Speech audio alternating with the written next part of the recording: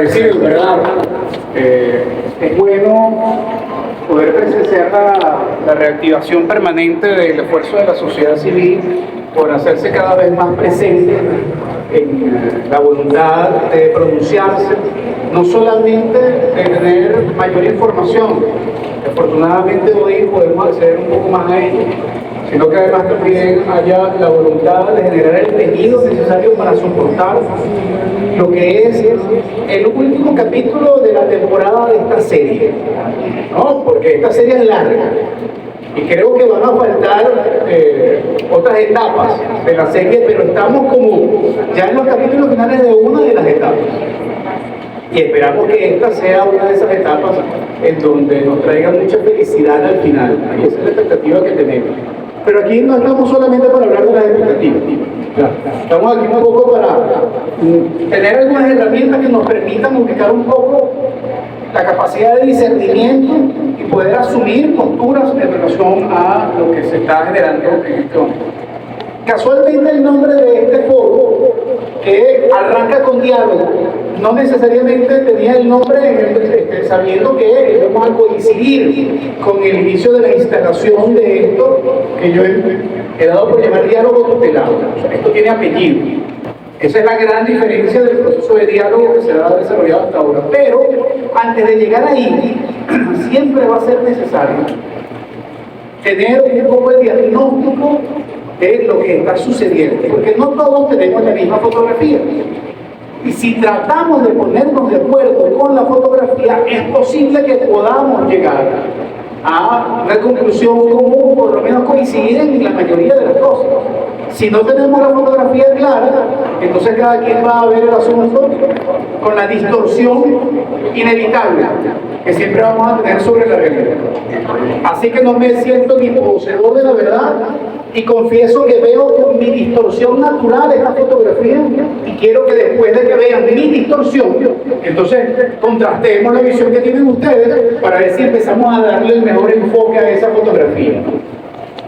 Yo ubicaría un poco todo lo que está sucediendo en este momento, primero en las causas, porque hay que dejar muy claro que si de repente, quizás en la mayoría de los que están aquí nos embarga una preocupación de fondo, que algunos callamos, que otros nos hacemos el loco, o que otros gritamos a los cuatro vientos, y es que estamos en una condición de tutela, y yo creo que a nadie le gusta cuando es mayor de edad, ¿no? Ahora, el tema es que nuestra mayoría de edad es una mayoría de edad bastante compleja, porque Venezuela ha sido una niña muy rebelde, muy caprichosa y muy maltratada, fundamentalmente los últimos, muy maltratada. Y entonces, ya teniendo la mayoría de edad desde hace muchísimo tiempo, sin embargo, pareciera que hay otros que consideran necesario implementar nuevamente una tutela antes de una mayor de edad. Esto es un problema, porque entramos en la profunda discusión sobre el tema de la soberanía, de la necesidad de comprender además que la soberanía tiene por lo menos dos dimensiones, ¿no? La soberanía territorial, pero también tenemos que hablar de la soberanía popular. Y tenemos que ubicar exactamente en qué punto se violó la soberanía, porque si no la ubicamos, entonces le vamos a echar la culpa a los gringos.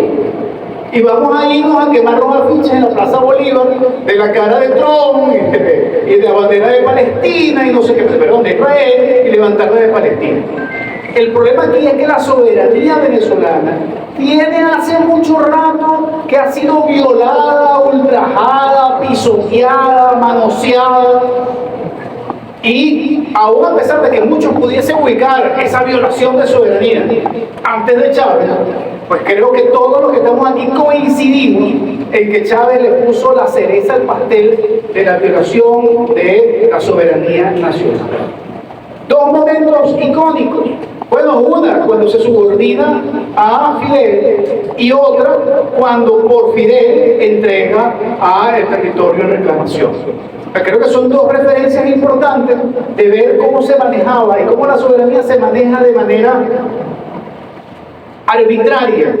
Cuando se está en el poder y a conveniencia se puede ceder o no se puede ceder. Pero es que además de haber tenido soldados y tropa cubana en Venezuela, de haber tenido estructuras de espionaje rusas en Venezuela, representantes económicos injerencistas de China, pues no podemos olvidar que si volteamos un poquito hacia el sur de nuestro país, hemos tenido al ELN, a la Segunda Marquetalia, a la EXPAR, y para de contar otra serie de organizaciones irregulares colombianas violando nuestro territorio de manera permanente y teniendo control territorial incluso de nuestras minas en el estado Bolívar, de nuestras minas en el estado Amazonas, de nuestras haciendas en Apure, en el Táchira, y de ahí para arriba agarrando hacia Barinas y llegando incluso ya a tener alguna presencia en el centro del país. Eso quiere decir que si no ubicamos el tema de la violación de la soberanía y le damos la corresponsabilidad de eso a quien la tiene, pues por supuesto que podremos partir mal del diagnóstico. Pero la idea no es sustituir una bandera por la otra. Y también es verdad que Chávez llegó al poder diciendo que él iba a recobrar la soberanía que se había perdido porque él echaba la culpa a que la llamada Cuarta República había entregado la soberanía venezolana a los Estados Unidos. Y así nos vamos turnando quien va en el poder echándole la culpa al otro, cuando al final nunca ven y terminan de verse en el espejo en relación con la responsabilidad que se ha tenido en relación con el tema de la entrega de la soberanía de manera permanente. Porque además hay un concepto de soberanía, aquí está mi colega Daniel, que puede profundizar muchísimo más sobre eso. Tienen a un politólogo acá de lujo que puede profundizar sobre todas estas categorías. La soberanía también es un concepto algunas veces variable, que se puede adaptar, que a conveniencia muchas veces se utiliza. Sin embargo, creo que aquí todos tenemos preceptos muy claros en relación con el tema de lo que aspiramos como Venezuela. Si aquí hay alguien que esté de acuerdo con el Estado 51, se respeta, ¿no? Y además se entiende, yo no lo comparto, pero se entiende totalmente, porque entonces ahora pasamos de un extremo, o sea, pasamos del chavismo, que quería en nombre de, ¿cómo era el eufemismo?, de la solidaridad de los pueblos, entregar a Venezuela a los Castro, bueno, el Estado 51, porque yo prefiero ser parte del imperio, no tener que tener visa y poder ganar en dólares, porque se piensa además que la homologación del salario va a ser automática por ser del Estado 51. Entonces, muchas veces nos llenamos de falsas expectativas y lamentablemente algunas veces, gracias, no apostamos por la capacidad y la posibilidad que podemos y debemos seguir teniendo de la autoconstrucción de nuestras propias condiciones. Creo que esa situación de tutela se genera como consecuencia del hecho de nuestras propias inseguridades como pueblo. Porque además tenemos un grave problema, que nos seguimos creyendo pueblo y no ciudadanos. Y ese es otro problema grave, ¿no? Porque la categoría pueblo siempre ha sido utilizada para manejarnos, para manipularnos, para hacernos masas, no para hacernos conciencia. Quizás cuando interioricemos el deber de ser ciudadano y el derecho de ser ciudadano, entonces quizás ahí avancemos un paso más en relación con el hecho de recobrar nuestra soberanía, de recobrar nuestras condiciones de Estado de Derecho y de justicia. Y quizás ahí hace un poco falta ese trabajo arduo que ustedes hacen, pero profundizarlo mucho más, que es el tema de la formación, de la capacitación, de la conciencia, ¿no? De esa conciencia de ciudadanos que necesitamos profundizar. Pero volvamos entonces un poco a ello. Se nos dice y se nos discute entonces el tema de la soberanía, y en medio de eso se llevan a Maduro el 3 de enero y nos entra una emoción. Bueno, si ustedes estaban ahí, imagínense, yo que estaba en el helicoide, que me enteré como a las 7 de la mañana, cuando al fin nos damos cuenta que se llevaron a Maduro. Eran dos sentimientos encontrados de mis compañeros presos políticos. Estoy seguro que pasaron por lo mismo. Porque nos emocionamos, pero después volteamos y dijimos, y si ahora vienen por nosotros, porque la promesa era que si se llevaban a Maduro, los que íbamos a pagar los platos rotos éramos los presos políticos. Y mira, la promesa era amenaza permanente días antes de que iban por nosotros. Pero las 24 horas quizás más tensas, porque además en el helicoide se fue la electricidad varias veces, no pasaba ningún custodio, estábamos encerrados en la celda sin saber absolutamente nada del exterior. pero afortunadamente con televisión, cuando había electricidad, podíamos ver alguna información y no sabíamos si venían por eso. En todo caso, esa alegría, ya después de un rato, se sumó a toda la alegría del país. Pero esa alegría, poco a poco, se ha ido transformando en un poco de frustrachera, ¿no? O sea, un poco de frustración con arrechera, ¿no? Porque, bueno, ¿para cuándo es la cosa? ¿Para cuándo es? Sí, pero ¿por qué nos dejaron a ellos? Por Dios, pero ¿por qué dejaron a la misma gente? Es la pregunta que tenemos nosotros entre pecho y espalda. O sea, ¿por qué al final, para poder garantizar algún tipo de transición, Estados Unidos decidió dejar a su propia gente? Bueno, lo primero es, y aquí les voy a tratar de ser lo suficientemente claro como para que no haya ningún tipo de duda. Es que aún a pesar de que sí es verdad, nadie puede dudar que el triunvirato que está en el poder en este momento es una extensión de la autocracia madurista, chavista. Sin embargo, quienes lo tutelan en este momento están muy claros que si ellos fueron capaces de traicionar a Maduro, por supuesto que ellos no pueden confiar para absolutamente más nada, sino para garantizar algún mínimo de estabilidad que nos lleve a una transición certera. Ahora, igual ahí cabe la duda, pero ¿qué garantía pueden dar ellos de algún tipo de estabilidad? Bueno, las evaluaciones por parte del Departamento de Estado de los Estados Unidos era que sacarlos y extraerlos a todos de una vez podría generar dos tipos de conmoción, una conmoción militar y una conmoción civil. La conmoción civil armada es de los colectivos que quizás estuvieron sobredimensionadas en sus capacidades, pero nosotros como civiles las vivimos muy bien. Un ejército extranjero quizás no lo hubiese sufrido, pero nosotros sí lo sufrimos y todavía lo seguimos sufriendo en alguna medida porque todavía siguen estando ahí. Y la otra dimensión es la dimensión militar.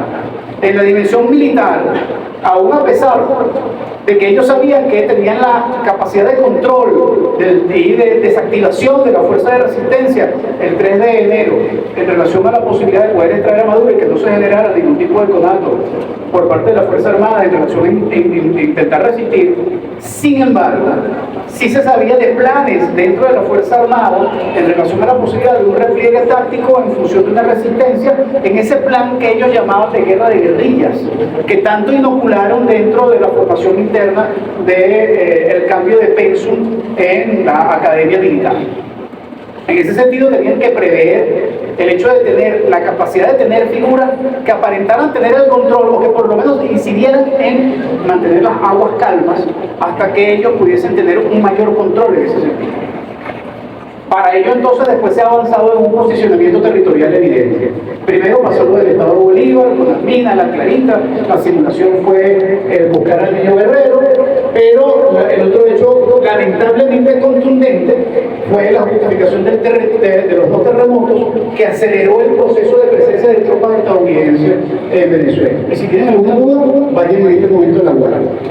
Siguen estando un número importante de tropas, o sea, se fueron las fragatas, sí, se fueron los aviones, sí, se fueron los helicópteros, pero la tropa quedó desplegada, ahí quedó desplegada en otras zonas. Hay un control que podríamos llamar claramente un control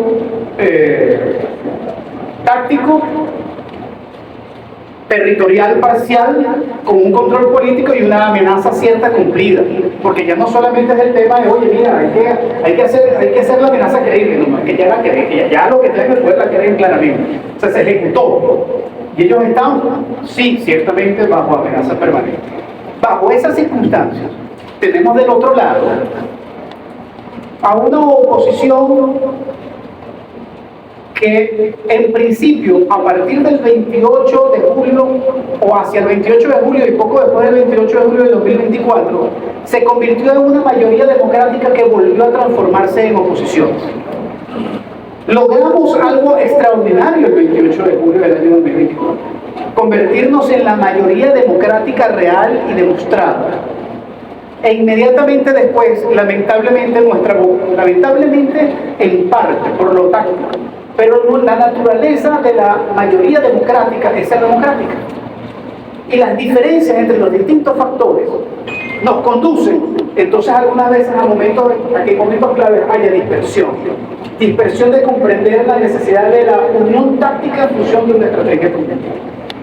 Y después de no haber podido cobrar la victoria del 28 de julio del 2024, empezó nuevamente la dispersión. Eso no es malo per se. Yo no lo satanizo. En todo caso, lo que creo es que sigue habiendo, y en estos días por haber dicho esto me cayeron en las redes sociales y me volvieron trizas, pero sin dejar de reconocer el liderazgo de María Corina Machado, desde el punto de vista electoral, desde el punto de vista del tema de la opinión pública, del tema de asumir el liderazgo que puede conducir efectivamente a la solución de los problemas del país. Sin embargo, hacia un proceso de diálogo, ese liderazgo no pudo trascender. ¿Por qué? Porque el tutor, Estados Unidos, y algunos acá tendrán mayores y mejores respuestas que yo de por qué Estados Unidos al final no tiene a María Corina Machado en el primer plano de la acción de esa estrategia, simplemente no la ha incorporado. Yo creo tener alguna información sobre eso, que bueno, que entra en el debate. Y una de ellas es el hecho de que hay Estados Unidos necesita, ante la comunidad internacional, hacer sentir que el éxito militar de Venezuela se va y se tiene que transformar en un éxito diplomático. Entonces, ese cambio de dos fases en paralelo hace que Estados Unidos necesite una simulación de proceso de negociación interna en Venezuela, que además también va a tener algo de real. O sea, no va a dejar de haber incidencia de algún nivel de discrecionalidad por parte de quienes están sentados en este momento en el proceso de diálogo para poder decidir cosas medias, bajas, no lo trascendente. Lo trascendente está escrito. Ya el cronograma está prácticamente hecho, ya se ha dicho permanentemente las etapas que se van a cumplir de aquí a diciembre en función de ese diálogo. Lo que pasa es que algunos, queremos buscar a Dios por las ramas o complicar las cosas en ese sentido. Pero tenemos que estar sumamente alerta porque el problema es que quienes están sentados en esa mesa, tal como me preguntaban ahorita, pues no tienen la legitimidad para poder desarrollar un proceso, lo que no quiere decir que no la puedan adquirir. Hay varios tipos de legitimidad. Hay una legitimidad de origen. La legitimidad de origen, en los que están sentados, la tiene Dinora y la Asamblea Nacional 2015 y no la tiene el gobierno interino. ¿Por qué? Bueno, porque la Asamblea Nacional 2015 en algún momento fue electa de manera mayoritaria.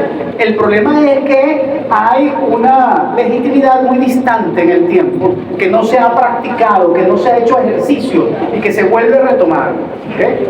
Entonces también hay una legitimidad que se adquiere con el hecho, que se adquiere con el proceso, que no necesariamente tiene que ser electa para que se desarrolle, que es la legitimidad de desempeño. Si usted se desempeña bien y va descollando con liderazgo, o sea, ¿quién tiene legitimidad desde hace mucho tiempo de desempeño? María Corina Machado. Tiene una legitimidad de desempeño que directamente solamente se pudo medir en las primarias en una parte de la población, pero que no se pudo medir a nivel nacional porque no le permitieron ser la candidata y tuvo que poner a Edmundo González Urrutia. Pero directamente ella no recibió los votos, los recibió por manpuesto. Y no es lo mismo, a pesar de que lo sabemos muy bien, no es lo mismo. Entonces, pero ella tiene una legitimidad de desempeño. Bueno, la Asamblea Nacional del 2015 tendrá que recobrar una legitimidad de desempeño que se puede establecer a partir de los éxitos tempranos y de los productos concretos que se vayan a desarrollar en este proceso de diálogo. Pero entonces, en par, tenemos entonces esta gran dispersión dentro de la oposición porque existe el liderazgo, pero no hacia el proceso de transición. No existe un liderazgo que sea reconocido por todas las partes que permita entonces avanzar. Y ellos, los que están en el poder, los autocráticos, se fueron al piso, incluso en su propia legitimidad. Y aquí hay que prestar atención a este aspecto. Porque nos encanta autocriticarnos y flagelarnos. Y estamos permanentemente viendo nuestros errores. Pero por primera vez, se los digo yo, que ustedes saben que yo vengo de ahí, aunque tengo muchos años que hice la pasantía. Es la primera vez que podemos decir con absoluta contundencia que el chavismo está absolutamente implotado, que está en el acabose absoluto, que están destrozándose por dentro, que no tienen la capacidad de reconstrucción y que al final la verdad les pasó por encima y los terminó de aplastar. Ahora existe algo que se llama Chao. Lo bauticé ayer en el programa, Ángel se ríe. Chao es el chavismo originario opositor que debemos aplaudir, que debemos apoyar. Entonces, ¿qué? Níper está diciendo que apoyamos el chavismo. No, ya va, espérense un momento. Estoy diciendo que tenemos que apoyar a esos sectores disidentes que están asumiendo con crítica el señalar que no se reconocen en eso. Porque al final esa disidencia dentro del chavismo indica dos cosas. Primero, lo que les acabo de indicar, que se están implantando por dentro. Pero segundo, que al final tanto nadar para morir en la orilla. Porque la democracia que también necesitaba el chavismo para sobrevivir y que se negó, hoy la está requiriendo para medianamente quedar en algún plano de existencia.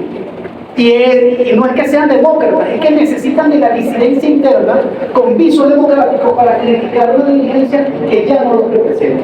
Si alguien no está representado en el diálogo es el chavismo. Eso se lo puedo garantizar. Porque no hay ninguna empatía de lo que al final terminó siendo el del civismo. A ver, les explico. El chavismo ha tenido unas etapas de degradación muy interesantes. El chavismo pasó al madurismo y del madurismo pasó al del civismo. El del civismo tiene muy poco tiempo, pero es la etapa más degradada de lo que en otrora habíamos considerado el chavismo como un movimiento que tenía el movimiento de masas. Hoy definitivamente ya el deterioro es tan grande que el chamade duró muy poco, se diluyó. Yo les voy a decir una cosa. Lo que sí tenemos que tomar en cuenta es que nosotros no podemos hacer lo que criticamos. Y ahí permanentemente tenemos que estar en una revisión con nosotros mismos. Si nosotros hemos criticado que ellos quisieron exterminarnos, sería realmente justo desde el punto de vista de los valores que defendemos, que es el no exterminio de nadie que piense distinto, el tema de exterminarlos a ellos. Una cosa distinta es pedir justicia. Una cosa distinta es pedir justicia. El que la debe, que la pague. Si hay alguien que debe temas de corrupción, tendrá que haber justicia para que esa persona se defienda y para que quienes estén dispuestos a acusarlo lo acusen. Deberá haber una condición de transición importante que permita que quien haya robado, quien haya cometido delitos de lesa humanidad, puedan ser señalados, culpados, ellos se puedan defender, como no permitieron que nos lo defendiéramos nosotros, estando presos en la cárcel.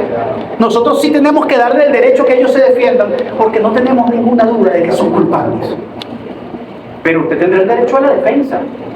Y la justicia se encargará de canalizar. Así como Maduro tiene la posibilidad de defenderse en Brooklyn, en los Estados Unidos. Porque al final tenemos, y entonces aquí caemos en el segundo aspecto de la convocatoria de hoy, la ética, que debe acompañar la lucha necesaria para poder llegar a una transición. A partir de ese diálogo tutelado, está directamente vinculado con el aporte que hagamos nosotros en el debate diario, para poder decirles a los otros que nosotros no queremos hacer lo que hicieron con nosotros, porque eso se llamaría venganza. Y creo, en verdad, que aún a pesar de que por dentro algunas veces se nos pone el diablillo y tantas cosas que tenemos por cobrar, creo que si realmente queremos, y entonces aquí viene otra palabra muy fuerte, que está en la boca de Marco Rubio, ya de manera reiterada, que es el tema de la reconciliación, pueda tener sentido. Y entonces aquí me detengo un minuto. La gente le da discusión a este tema de la reconciliación. Yo les voy a decir una cosa, yo no me fui del chavismo para reconciliarme con ellos. No. Pero yo entiendo la trascendencia de la reconciliación social, de la necesidad de reencontrarnos para poder asumir que somos una nación más allá de nuestras diferencias y de extender la mano para darle la oportunidad a aquellos que no tengan delito de lesa humanidad ni de corrupción de poder incorporarse a la vida democrática de un país que necesita volver a la democracia. Y en ese sentido es la parte que estoy convencido que debemos empezar a trabajar a lo interno de cada uno de nosotros, para comprender que si no queremos matarnos, si no queremos llegar a una guerra civil, nosotros también vamos a tener que ceder algo. Y ese algo va a ser la necesidad del reconocimiento del otro en su derecho a pensar distinto, así como nosotros hemos exigido que también nosotros podamos estar, siendo la mayoría, siendo respetados por quienes están en el poder, para que ya no estén, reconociendo que la mayoría ya cambió la forma de pensar. Es un ejercicio muy difícil, porque esto comprende el hecho de entender que no todo el mundo debe, ni puede, ni tiene que pensar como uno. Yo insisto en que la única manera en que haya reconciliación en Venezuela es que primero haya justicia. Eso sí tenemos que dejarlo muy claro. Y se habla de la justicia transicional como un concepto que permite. La justicia transicional es algo así como que, mira, no los vamos a perdonar, pero tampoco los vamos a castigar como merecen, ¿no? ¿Por qué? Bueno, porque necesitamos generar un colchón que nos permita decirles a ellos que tienen expectativas y posibilidades de no ser castigados para que se reincorporen. Eso es más o menos en síntesis como el espíritu que maneja el tema de la justicia transicional. Es un ejercicio difícil, no hay ninguna duda, pero estoy totalmente convencido que es necesario que podamos también comprender que hay algo que tenemos que ceder, no mucho, pero algo que tenemos que ceder para poder generar nuevamente unas condiciones que nos permitan arrancar, porque al final nuestro objetivo más importante y más trascendente es que nosotros podamos tener un país en donde podamos recobrar la esperanza, en donde podamos recobrar la expectativa, pero aún más todavía, un país que nos permita que nuestros hijos y nuestros nietos que están fuera del país piensen que vale la pena algún momento regresar. Si nosotros podemos darnos condiciones para lograr que los venezolanos que se han ido del país sientan que vale la pena volver al país, estamos o podemos estar pensando en iniciar un proceso real de reconstrucción de nuestro país. Y eso solamente se va a dar si sabemos entender los momentos políticos. Y hoy estamos en un momento político muy particular. ¿Ya me vienen a marcar el tiempo? Perfecto. Gracias. Yo lo conozco como Ángel y ustedes como Gustavo. Así se hace llamar en las redes sociales. Ángel. Debemos comprender, o invito a que intentemos comprender, que lo que está sucediendo en este momento, más allá de si se reunieron en la Carlota, más allá de si es una carpa de campaña de guerra, que si el sitio lo decidieron los otros, que si se reunieron pero no tenían laptop, que si el comunicado de uno es igualito al otro, que si... Creo que hay un sector que está sumamente intoxicado con asumir que la mejor manera de mostrarse inteligente en un análisis de la realidad es hacer lo que hemos hecho siempre, decir que no va a funcionar porque casi siempre la pegamos. ¿No? Claro, es la vía más fácil. Y les aseguro que si yo me paro aquí y le echo plomo a ese diálogo, ustedes van a salir convencidos de aquí que efectivamente eso no va a funcionar, porque ya tenemos, algunos dicen 18, otros dicen 10, yo he contado 12. El proceso de diálogo que nos dan el precedente y la media muy clara de que esos ejercicios no valen la pena. Bueno, yo hoy, y con esto cierro para abrir el debate, me arriesgo y voy a ser muy claro. Ustedes creo que me conocen. Yo aquí no meto en las manos por el fuego por nadie, ni le doy cheque en blanco a nadie. Me he convertido en una piedrita en el zapato de todo el mundo. Algunas veces me paso de tirapiedra. Sí, porque yo soy quizás un tirapiedra profesional. Y entonces los mariacorinísticos me dicen, no, pero es que tú no estás con María Corina. Entonces algunos me dicen, no, es que tú no dejas de tener tu corazón chavista. Los chavistas me odian y me detestan y me meten 2 veces preso. Entonces, ¿cómo coño puedo ser chavista? ¿No? Pero más allá de eso, hay intríngulis. Yo les voy a decir hoy que vengo a traerles un mensaje de profunda esperanza. Yo ni conozco a Dinora, pero quiero apostar porque ese diálogo funcione, porque es lo que nos está quedando, porque lo otro es bajar a Santa María e irnos para el carajo. Y eso no puede ser. Entonces yo prefiero, en verdad, yo respeto la postura de quienes no se sintieron invitados. A mí tampoco me invitaron a ese diálogo, yo quiero estar. ¿Usted no quiere estar en el diálogo? También quiere estar en el diálogo. Daniel, ¿tú no quieres estar en ese diálogo? Claro, vale. No nos han invitado todavía. Yo todos los días escribo cuando me llaman. Yo sí, yo no tengo ningún problema, yo sí. Mira, y no van a llamar a la gente. ¿Cuándo van?